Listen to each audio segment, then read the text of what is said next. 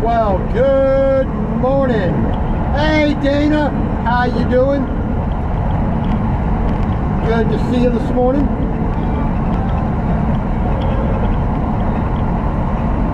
All right, we are in Louisiana, I-49. We are a little bit north of Lafayette. We made our delivery this morning here in Opelousas, or whatever they want to call it. We are now heading up to Sulphur Springs, Texas, about 350 miles away. We're going to go pick up some trailers, which not on my top 10 list of things to do, but a load is a load. So we're going to pick up some trailers, which we're going to take from Sulphur Springs, Texas, right off of, I think it's on I-30. I think Sulphur Springs is on I-30. And we're going to take that 4, 5, 6, 7 trailers. I don't know how many they're going to squeeze onto mine, but we'll find out when we get there tomorrow. We're going to take those trailers on up to Orange City, Iowa.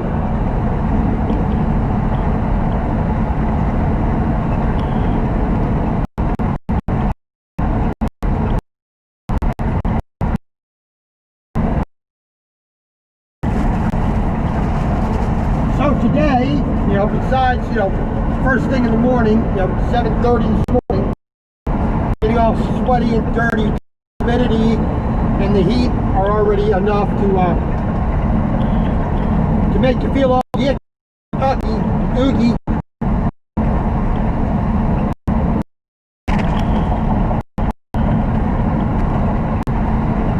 So like I said, we delivered up a little bit further up here in Opelousas. About 24 miles to the Pilot and Bro Bridge. Free shower. I'll drive a little bit for that.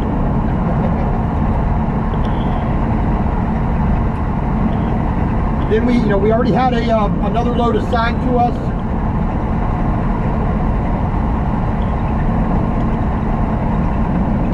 And since I don't do anything, I have one of those.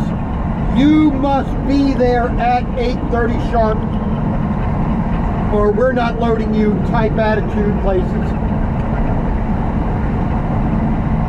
All right, whatever. I'll be where I need to be. Let's see if they actually do their job and be on time. When I'm there, I'm going to be there about half an hour early.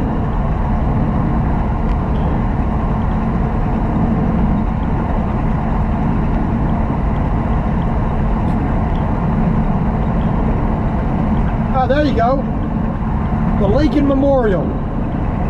Now, is that the one where they have that really big carved head of Abraham Lincoln? Because if it is, I stayed there one night as a child. Let's see, 1980.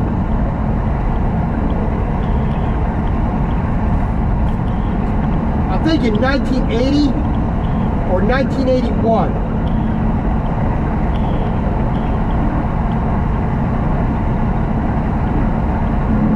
It was either 1980 or 81 I stayed there. So I was basically just 10 years old, about. We were going cross country from Maryland to California.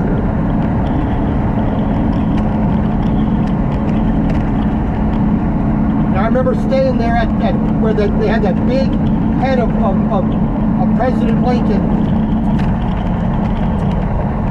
and that was always burning in my head because it had rained all day, all of our stuff was wet, it was cold at night. Trying to sleep in a little Toyota Tercel wagon.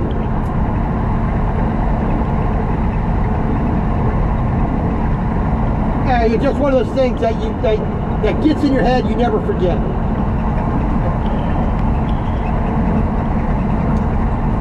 But if that's the same place, I stayed there, like I said, wow, 40 years ago. Oh man, makes you feel old. Mr. Jones! Good morning to you, sir.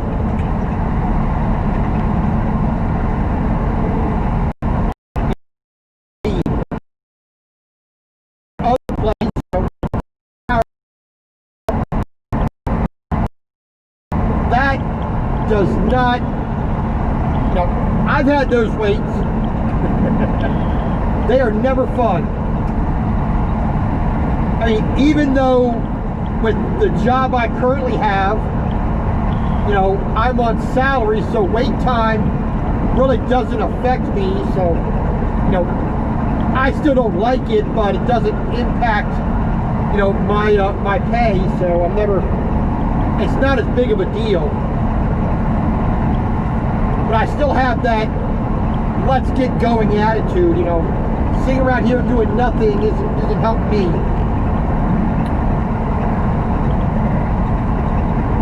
Okay, Dana. Yeah, like I said, I always remember that place. I haven't been to it in a truck yet.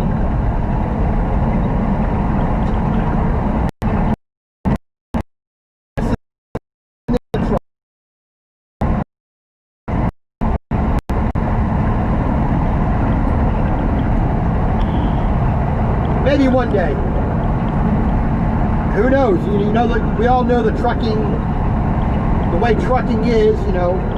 Hey, I want to go this way, and of course there's an accident, you got a detour, go around it, so you can't stop there. Or you see something that you want to stop and take pictures of and really take a moment to enjoy it, but dang it, you got an appointment you got to meet. You got to get down the road to get the job done.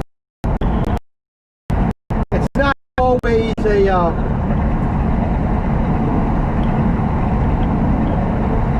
not always easy to stop and see the things you want. And even when you do have the time, there's never a place for you to actually pull over to stop, you know, safely and legally. You know, it's just that's the thing we have to deal with all the time.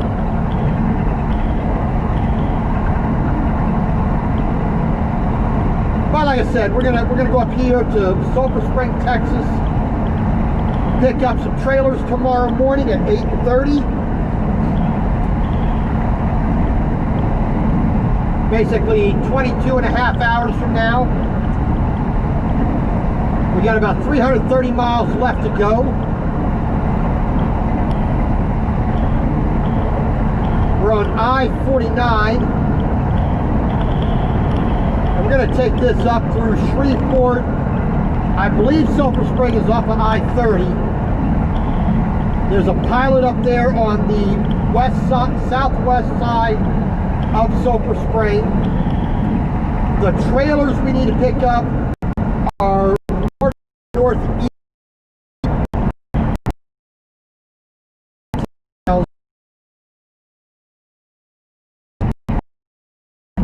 Travel. Get up there.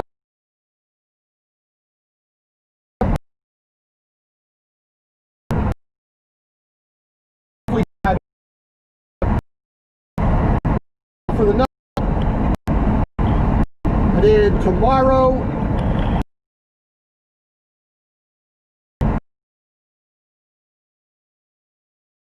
go meet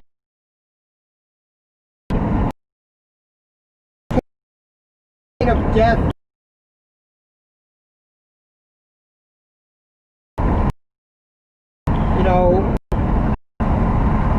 Tight, you got to make the appointment. All right, this place we just passed here on the left, Progressive, that's where we delivered this morning. So like I said, we got this 8.5 no matter what. We're going to take that up to Orange.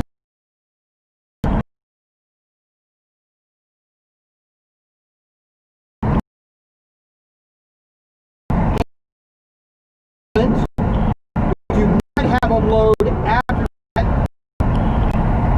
that I am aware of, reassigned.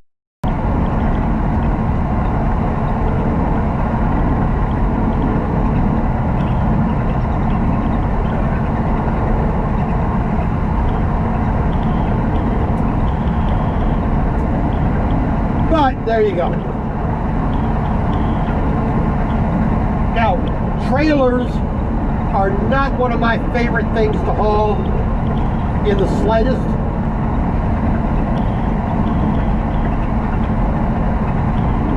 Styrofoam is the number one thing I hate.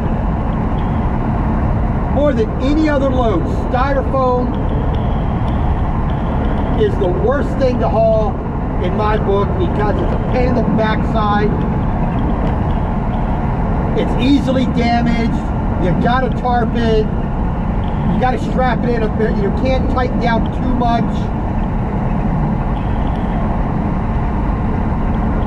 It's just never a fun thing to haul.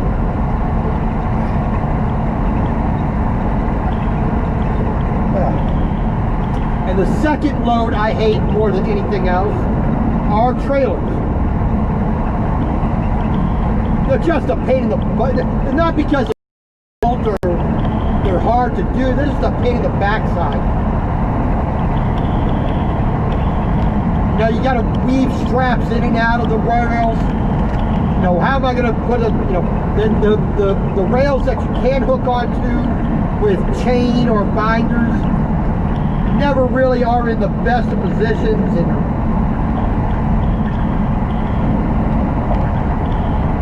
it's just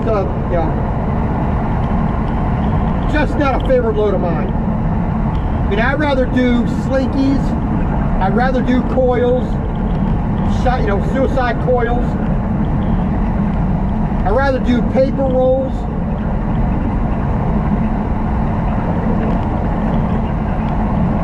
I'd rather do almost anything oversized. Well,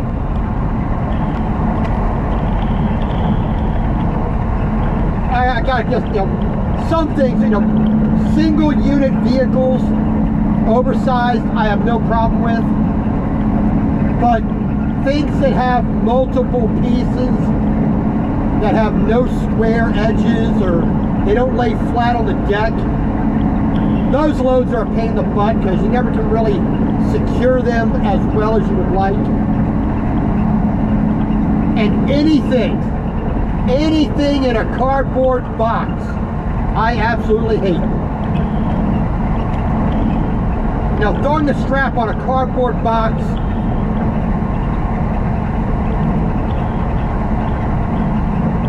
it's a pain in the backside. The box gets crushed, and it gets wet, it gets damaged, and just not some of those loads that I really like. I mean, the last load I just brought out here to Louisiana, Florida, a little over 1,000 miles from Miami to, like I said, just say Lafayette, Louisiana. A little bit of driving Friday, 420 miles on Saturday, like 430 miles on Sunday, 10 miles this morning, bing, bang, boom. One little wheel loader with forks in a bucket, a couple of chains, a couple of straps, zip on down the road. Didn't weigh almost anything. It was not bad.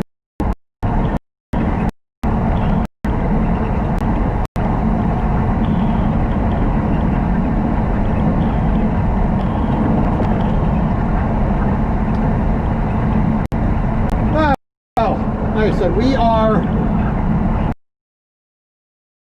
got about half a day's traveling up to 2 minutes.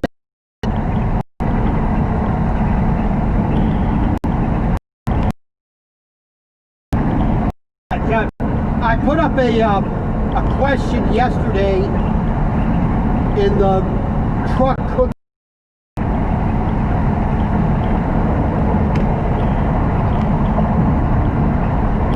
Now, the truck cooking group on Facebook, And I posed a simple question. How many drivers out there use real plates and bowls and knives and forks?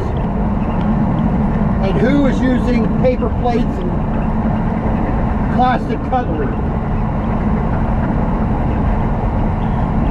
And there was about 50 or so responses throughout the day. And I was surprised that many drivers are using paper plates,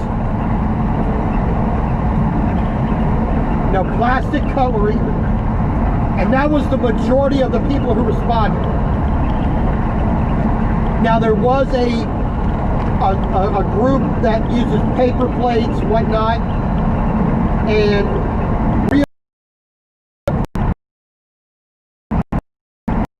then there's a small group, both real silverware and plates and forks and whatnot, and paper, depending on what they're cooking and how fancy they want to get. I think I had one or two other people, such as myself, who use no paper plates, no plastic anything, real dishes.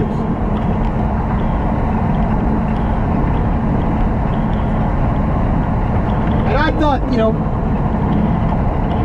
now granted, these are the people who are cooking a lot more in their truck to begin with, so they're kind of there.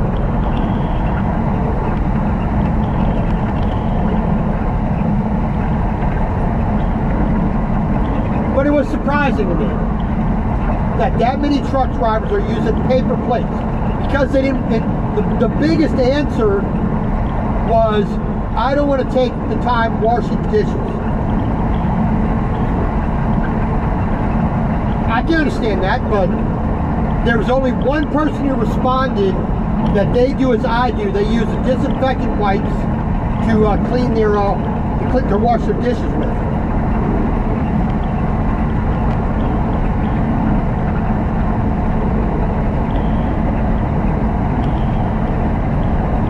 So I will be asking another question. And I would try to get a picture of all my cooking tools, my appliances, asking other people what appliances they have. Container Man! Dun dun dun! Mild-mannered reporter Jared Finkelstein puts on his super suit and becomes Container Man! Able to do logistics in a single bound. Container Man. You're the superhero of trucking with a name like that. Paper rolls. Yeah, that was my first job, Dana, or my first assignment when I first became a truck driver. Watkins Shepherd Trucking, which was bought by Schneider, in which after 4 years of ownership they totally destroyed it, but that's neither here nor there, their business.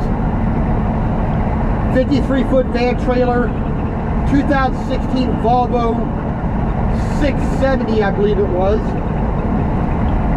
going from the Georgia Pacific plant in Brewton, Alabama, just a little bit right near Pensacola, Florida.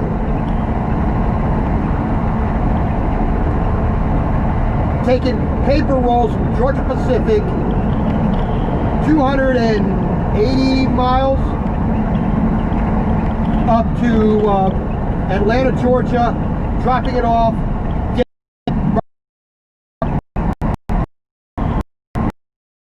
Did that for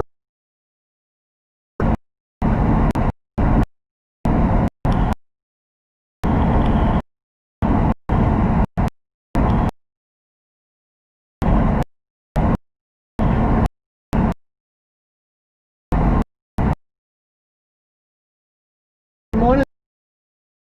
It's your last. I didn't get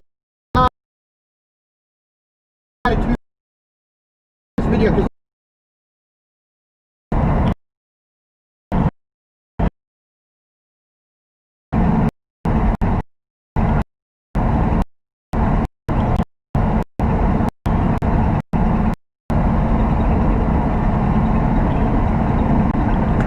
yeah, for me, I enjoy cooking. That's number one. So, plus I have a real crappy attitude when it comes to restaurants. The vast majority of restaurants, their menus are the same almost everywhere you go.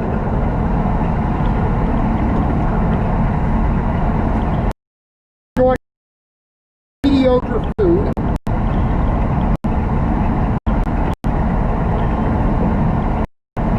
The vast majority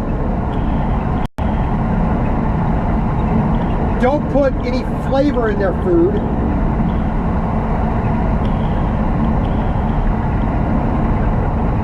And even more so, when they do have a dish that I want, it's usually not to my taste. So, to eliminate all those little pesky, pet peeves that I have,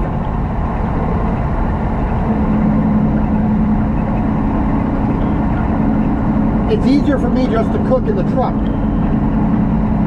And since I basically live in the truck, I want to feel like I'm at home. I'm in a home. That's the way I treat it. So I'm going to have real dishes. I have real ramen bowls from Japan. So when I eat, something Japanese or Chinese, I have a real nice quality bowl to eat out of. It's part of the psychological aspect of food.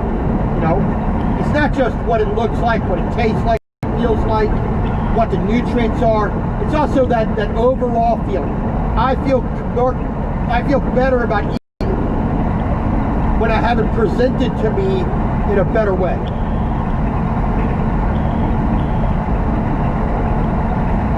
And for and even more so, I get to have what I want the way I want it. So when I go to let's pick on a random company. Let's say Cracker Barrel, okay? Just pulling a name out of a hat. Nothing against Cracker Barrel, but just reuse an example. So when I go into Cracker Barrel and I want potatoes and eggs, russet potatoes, fried butter and bacon fat, black pepper while it's cooking to a golden brown on the outside, a little bit crisp. That's the way it's diced, salted the way I want it salted while it's cooking. My eggs fried with butter and bacon fat, a little bit of black pepper, sunny side up.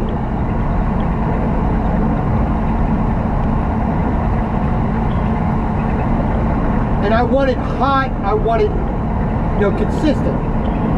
And I want it my way. But if I go to Cracker Barrel and ask for the same exact thing, they're going to do it their way. And I'm not going to be as happy. And I'm going to spend 3 times the amount for poorer quality, in my opinion. Uh-oh. Taco soup.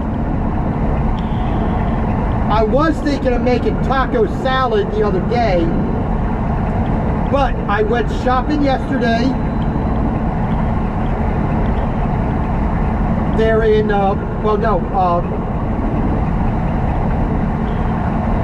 Sunday. No, Saturday. Yeah, Saturday afternoon, I stopped in Marianna, Florida. Walmart right behind the pilot there. So I picked up some fajitas, some chicken, some tortillas. I picked up some peppers, some onion. So I'm gonna make some fajitas tonight for dinner. which, because I didn't do a live stream last night, my signal was really, really bad last night. So I'm going to be doing a live stream tonight, cooking, making some quick fajitas.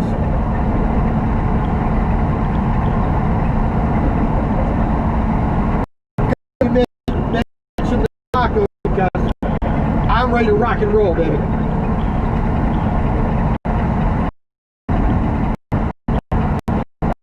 Well, see, I don't even have paper towels in my truck. The only paper towels I have are whenever let's say I get something from Wendy's or that, there's paper towels in there.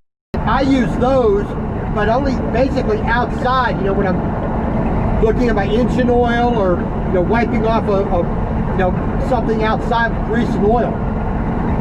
I have just regular kitchen towel, wash, Linda, dark out.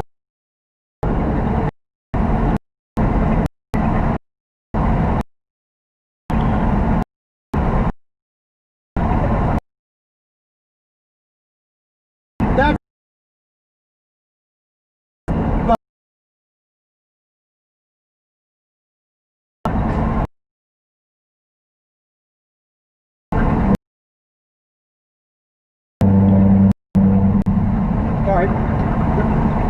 the number one thing with dishes, getting all the visible stuff off. That's number one. Number two, then getting the stuff you can't see, and you need some kind of surfactant, which is basically dish soap, or a disinfectant, you know, with something like vinegar, or, you know, like I said, using the disinfectant wipes, the Lysol, the Clorox, one of those, and wiping it down real quick and taking a damp washcloth that's got water on it, just wipe it off real quick, set it off. Just as clean as if you put it in the dishwasher or in the sink.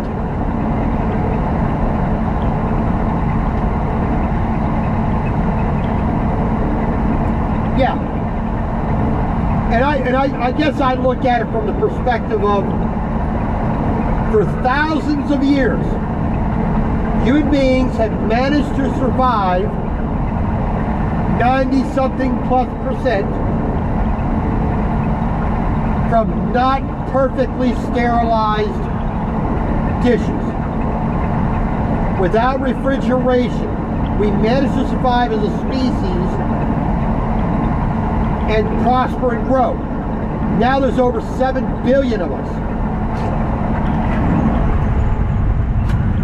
Pardon me.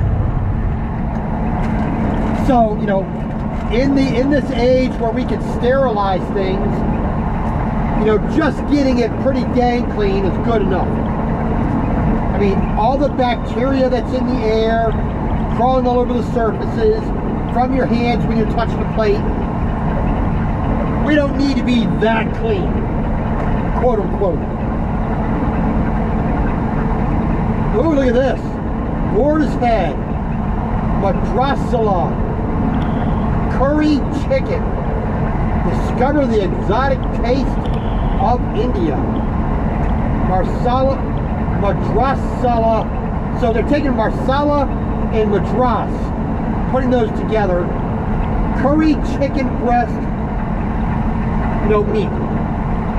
I may have to give that a try.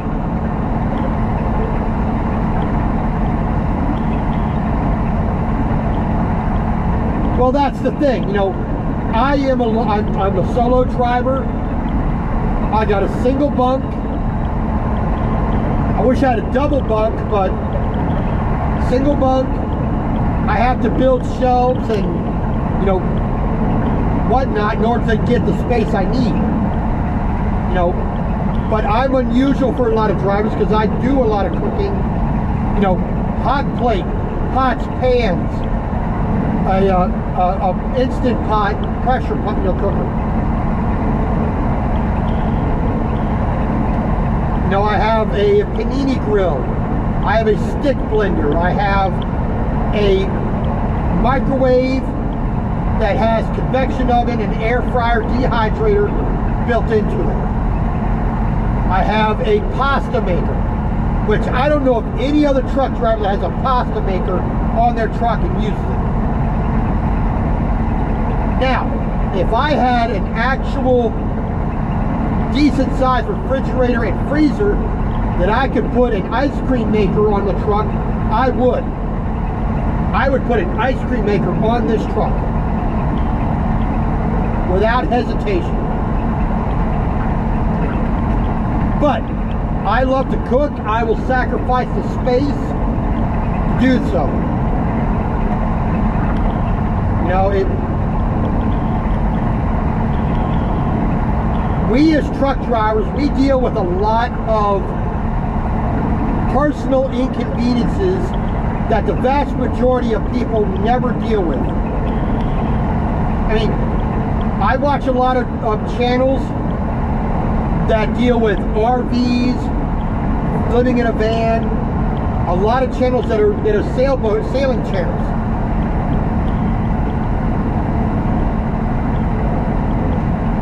And they talk a lot about space, you know, not having the space to do anything, and I'm going, I got y'all beat with that. So, you know, the entirety of the sleeper that I have on this truck, 5.5 feet by 6, you know, 5.5 feet deep, 6.5 feet tall, and 7.5 foot wide.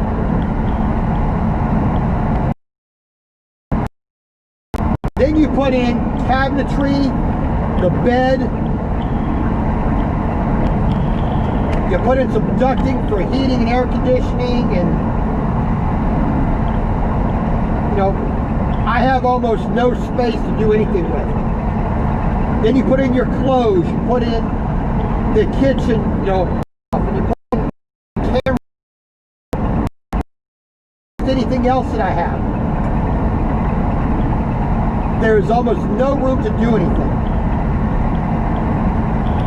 But I am willing to sacrifice a little bit of comfort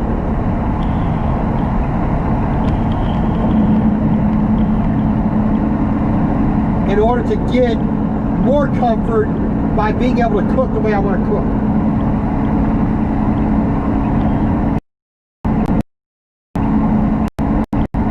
But that's, you know, that's the choice I see. Some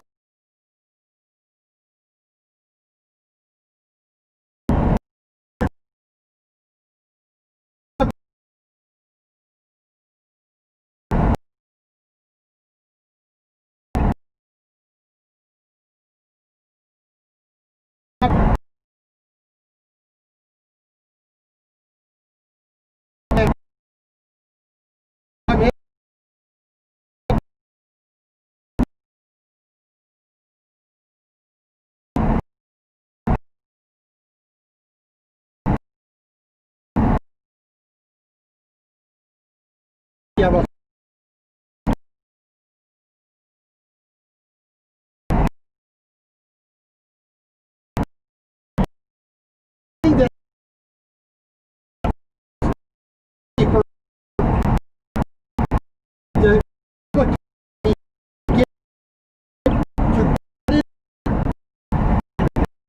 I designed the sleeper that I have, I would have more than enough room. You would think this truck has possessions at all. I could design it and build it the way I want. Hey, Container Man, off to fight crime, I see. Thanks for coming in, I appreciate it. Just be safe out there, brother.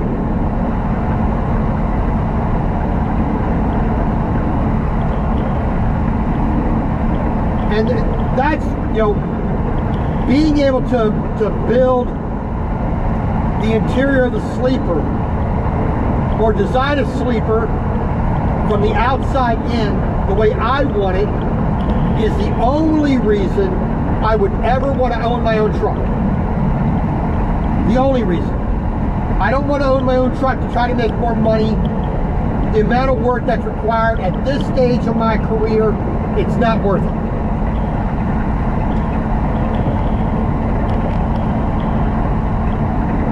But having the space to be able to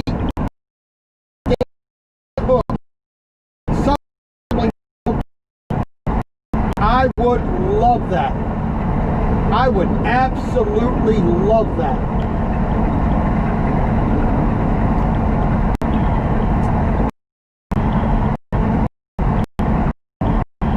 But more than that, I will deal with the aggravation, the inconvenience, the lack of space, to also be able to do the job that I like doing. And I know a lot of people don't get to say that. I enjoy my job. People job really can't.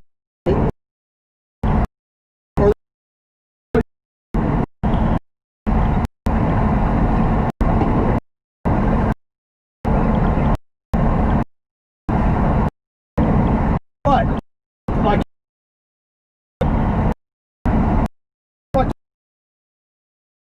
has been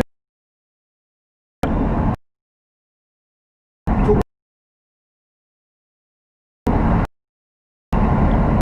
went off, save the money for trucking school.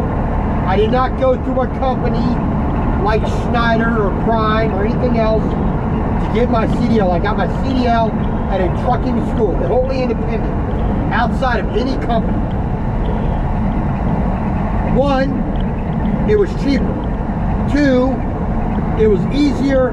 Three, it was faster.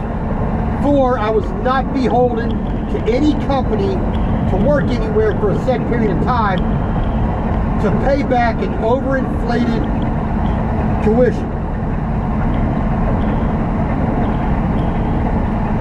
My tuition was about $3,800.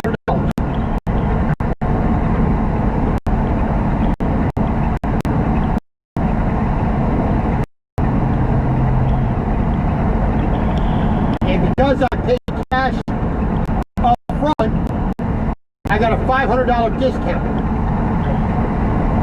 So like I said, I was about $1,000 total for everything.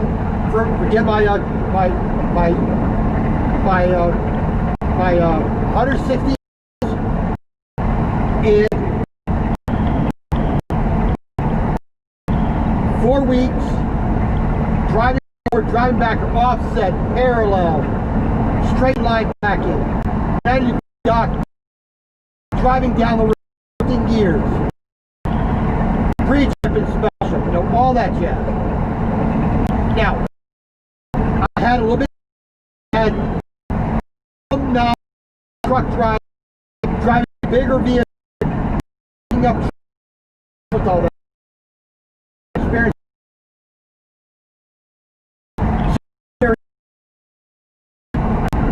Then moving over to, to a full-size truck was not a problem. My first job, I deliberately took a van job. The most basic type of trucking I could do.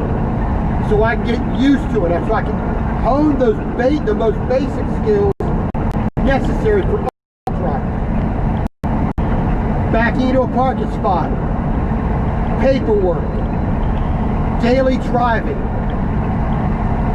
all the basic skills. The ELD, the paperwork, pre-trip inspections, scales, roadside DOT inspections, all that jazz. So I got used to that right off the bat.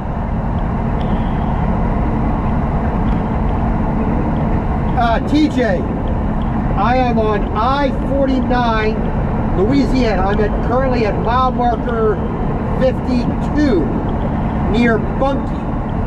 B-U-N-K-I-E, Bunkie. I am going up here from basically Lafayette, Louisiana on I-49. We're going up through Shreveport to Sulphur Springs, Texas. We are picking up trailers at 8:30 a.m. sharp. Mandatory, must be on time, under pain of death appointment in Sulphur Springs, Texas. We're taking trailers up to Orange City, Iowa.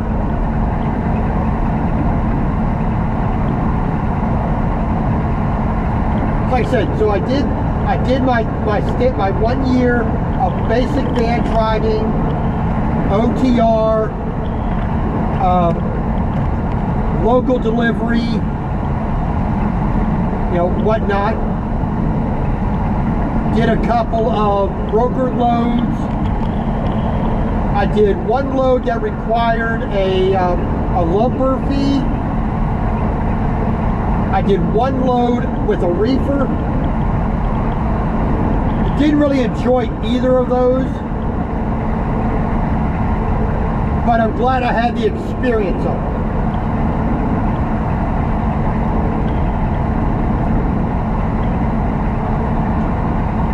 So, did that for 13 months at Watkins Shepherd. Then I moved over to Melton Truck Lines to do some flatbed work, so I could learn securement, so I could learn tarping, so I could learn how to better understand load balancing and placement and whatnot, strapping and chaining, tarping. So I was at Melton for a year and 1 week. That brought me to here, Jasper, Tennessee.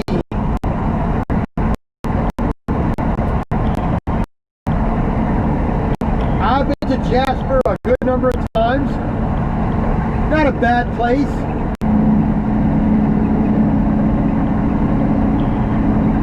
I'd say about 4 or 5 times I've been to Jasper.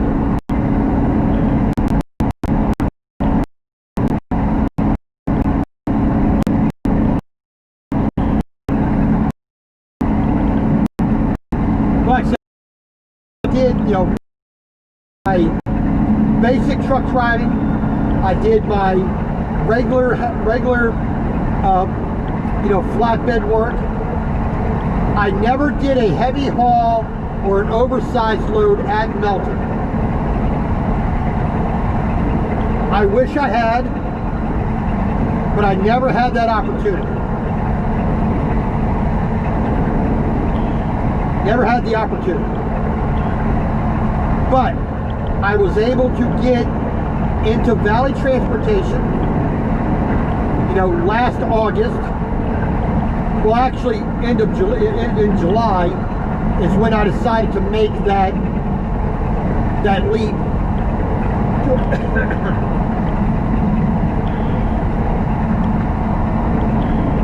Cleveland, Tennessee. So, they accepted me. I came on board. I started at this company on August the 5th. So I am coming up on my 1 year at this company, which I have thoroughly enjoyed. I have learned a lot about permits, about driving oversized, about dealing with all the stuff that goes with it. I enjoy the challenge. I enjoy what I do.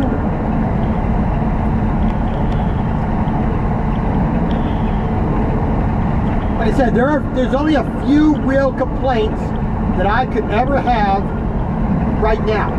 One, I'm not making double what I'm making, but hey, being a salaried employee and getting a pretty good pay, I'm not, my stress level is very, very low. I don't have to worry about the miles. I don't have to worry about sitting. I don't have to worry about breakdowns. Oh, I'm sitting for 4 days. All right, it's annoying. I do get a bit of antsy. I want to earn my paycheck, but I simply do what I do, and when I'm told to do it, no problem. But being on salary, whether I drive or not, I get paid the same amount every single week, which is a nice thing.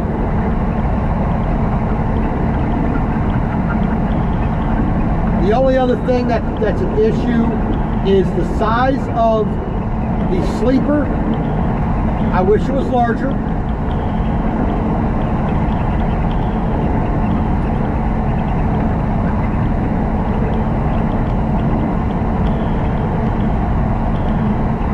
Even more importantly, I wish I had a double bunk so I could put some shelves up top. But I have to do some bit more creative construction to be able to deal with that. But I'll deal with it. It's a minor inconvenience.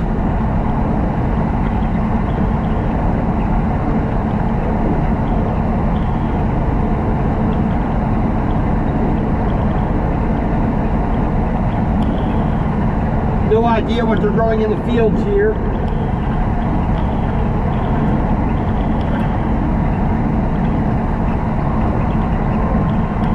Oh yes sir, I am thoroughly satisfied with the move I made from Melton to here. And the only reason I did not stay at Melton was because they did not have a heavy haul division. That's the only reason. Heavy haul is the only type of trucking I wanted to do. I did the regular van work for my training so that I was comfortable with moving up.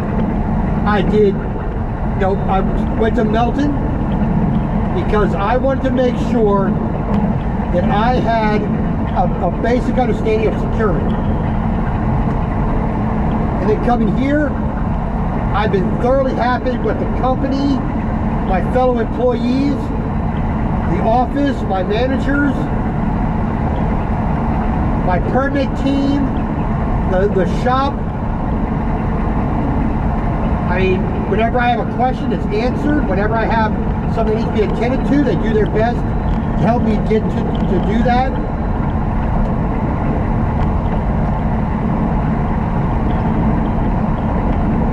No, like I said, I am thoroughly very happy with where I am currently.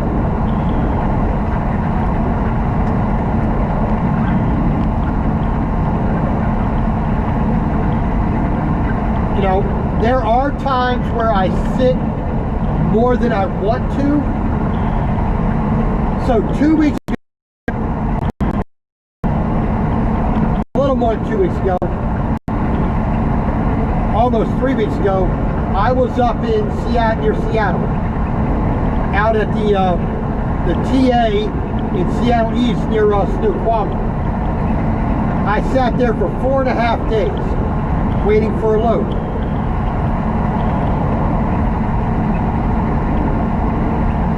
Okay, big deal, you know.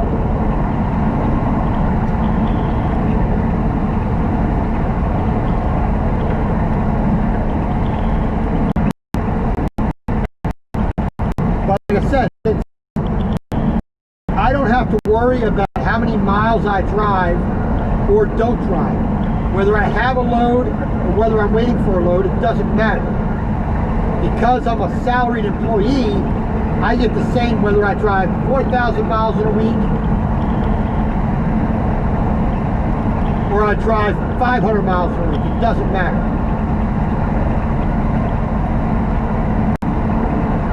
Now, it is still one of those aggravating things. I'd rather earn the paycheck by doing work than just sitting there and getting paid regardless. But c'est la vie. You know, I gotta count myself as very fortunate that I'm at a pretty good company. I'm doing the job that I like. I get paid fairly well, and I don't have to worry or stress as much as a lot of truck drivers do.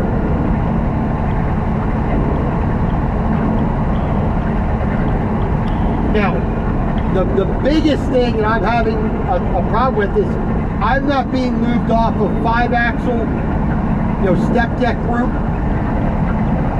I would like to go up in axles, do a little bit larger stuff, a little bit heavier stuff. But it's all what the company needs and requires and when I can actually move in.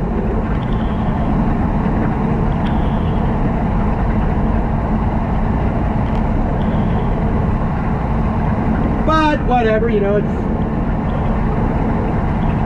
it's all part of the game. Forest Hill, LeCompte, mile marker 66 on I-49. We're about 87 degrees in temperature. Because we are empty, we're doing about 7.3 miles per gallon. And we're rolling along at 70 miles an hour. It's not too bad. So we got about 270 miles to go.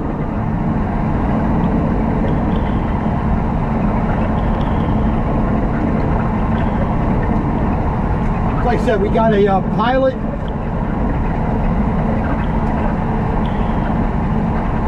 up on the southwest side of Sulphur Springs, Texas. I believe it's I-30. If I remember right, Sulphur Springs is off of I-30.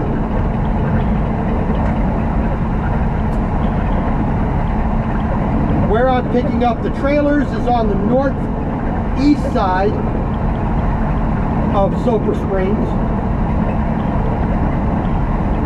And we're going up to Orange City, Iowa. Which is not too bad of a deal. I mean, that's not too bad of a run.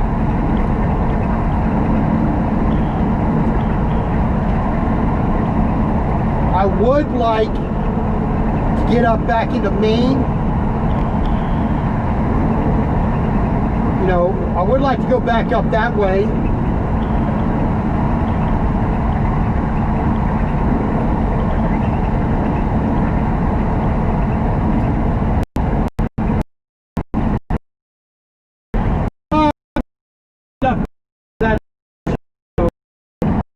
It's not as easy to get there, for one, and it's a lot harder getting a load out of there. Most of the loads that are coming out need tarps. We don't carry tarps.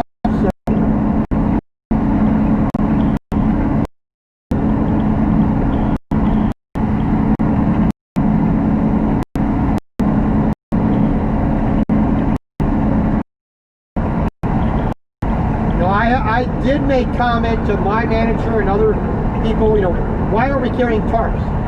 You know, yeah, the vast majority of what we do is, you know, construction and farm equipment, but we have to supplement with those other loads in order to, you know, keep profitable, keep moving.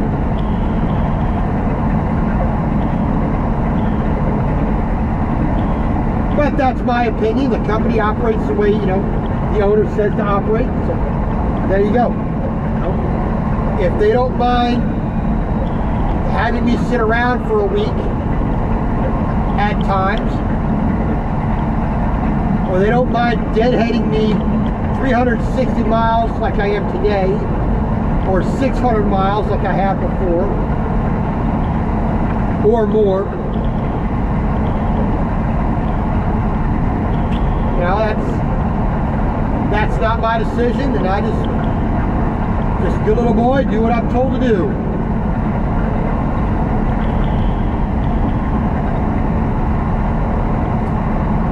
No idea what they are growing in that field.